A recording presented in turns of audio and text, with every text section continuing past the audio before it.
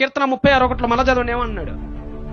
భక్తిహీనుల హృదయములో అతిక్రమం అనగా ఒక తప్పును కూడా దేవోక్తిలా చెప్తారు. బయటికి తప్పు లేదని చెప్తారు, చావగొట్టడం మంచిదని చెప్తారు ఈ జనాలు.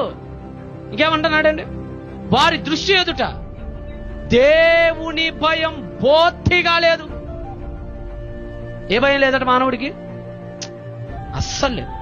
బ్యాట్ కోసం చంపేస్తాడు, భర్త అక్రమ సంబంధానికి అడ్డొస్తే భర్తని చంపేస్తాడు, భార్య అడ్డొస్తే భార్యని చంపేస్తాడు, తల్లిని చంపేస్తాడు. మొన్న పెన్షన్ డబ్బులు ఇవ్వలేదన్నట్టండి, తాగుబోతాడు. నెలకు 3,000 4,000 ప్రభుత్వం ఇస్తుంది కదా ముసలాళ్ళకి. పాపం వీడు అడిగాడు, ఏమని? తాగటానికి డబ్బులు ఇవేని ముసలి తల్లిని అడిగాడు. పాపం ఈ సన్నాసి వీడు ఎలాగో సంపాదించాడు, ₹10 సంపాదించలేడు.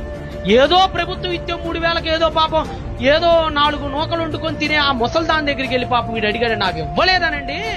గొంతు కోసి చంపి డబ్బులు తీసుకెళ్ళి తాగాడండి. ఏంటండి? తల్లిని చంపే దగ్గర ఏమంటే ఎమోషన్ లేదు, భార్యను చంపే దగ్గర బాధ లేదు, భర్తని చెప్పే దగ్గర బాధ్యత లేదు. పక్కింటోళ్ళని చంపేస్తున్నారు, అందరినీ చంపేస్తున్నారు. కుక్కల్ని చంపుతున్నామని ఢిల్లీ ప్రభుత్వం ఇప్పుడు ఏడుతున్నారు. హీరోయిన్లు వచ్చి కుక్కల్ని చంపేమని చెప్పిందట ఢిల్లీ. ఒక్కొక్క హీరోలు వచ్చి తెగ ఏడుతున్నారండి. నంగనాచి ఏడుపుడు. కుక్కల్ని చంపమంటున్నారండి, కుక్కల్ని మనుషుల్ని చంపినప్పుడు ఒక్కళ్ళు బయటికి రాలేదు.